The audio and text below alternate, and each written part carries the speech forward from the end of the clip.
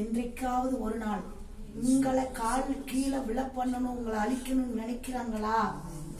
பொறுமையா இருந்து காரியம் சாதிங்க. நீங்க சந்திக்க வேண்டியது ஒருத்தர், அவரை சந்தித்தால் போதும். உங்களுக்கு பண்ணினவன் அவர் உங்கள் காலடியிலே அவன் வந்து விழுகுவான். ஆமென். கால்கிரியான்னு சொல்லி இவனை சிறைச்சேதம் பண்ணுங்க, தூக்கில் இடுங்க.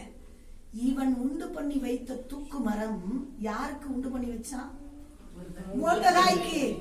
இப்போ இந்த தூக்கு மரம் யார்? இவனுக்கு அவன் உண்டு பண்ணி வைத்த தூக்கு மரத்திலே அவனை என்ன செய்யறாங்க? அவனுடைய குடும்பம், அவனுக்கு ஆலோசனை கொடுத்தவர்கள், ஆமானினுடைய பிள்ளைகள், ஆமானினுடைய மனைவி, ஆமானினுடைய குடும்பம், கோத்திரம் அத்தனையும் அங்கு அழைக்கப்படுகிறது. சதி முறியடிக்கப்பட்டு விட்டது, காரியம் மாறுதலாய் முடிவிட்டது. மொர்தெகாய்க்கு கர்த்தர் என்ன செய்கிறார்? இரக்கம் காண்பிக்கிறார். மொர்தெகாய் ஒரு நன்மை செய்கிறவனாய் இருந்தான். அந்த நன்மையை அவன் ராஜாவுக்கு முன்னாடி கொண்டு போகும்படி ராஜாவுக்கு ஆண்டவர் தூக்கம் வரவிடாம அன்னைக்கு அந்த புஸ்தகத்தை நன்மை எது, நல்லது எது, கெட்டது எதுன்னு சொல்லி ஒவ்வொரு நாளும் நடபடியில எழுதி வைக்கப்படும். அந்த நடபடி புஸ்தகத்தை எடுத்து ராஜா உட்கார்ந்து வாசித்து பார்க்கிறான்.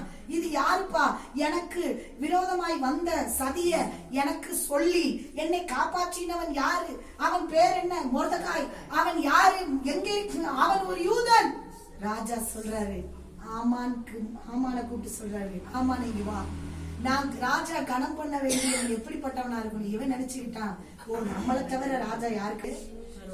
வேற ஒருத்தவங்களுக்கு வர மாதிரி இருக்கும்.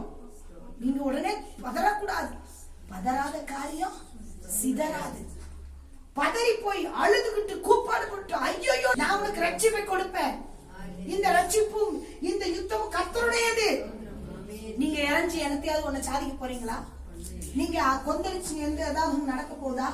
நடக்கும். என்ன நடக்கும் தெரியுமா? கெட்டது வேணா நடக்கும், நீங்க எதிர்பார்த்த நல்லது நடக்காது. ஆமான் சொல்லுகிறான். உடனே அவன், ராஜா நீர் உடுத்திருந்த